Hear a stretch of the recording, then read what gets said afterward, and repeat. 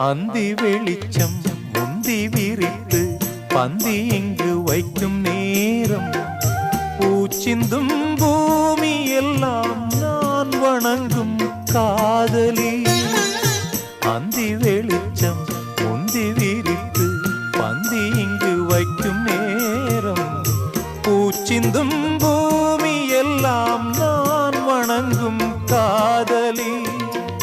மண்டியிட்டு நான் முத்தம் தரவா தென்றல் பெண்ணே வா வா வா.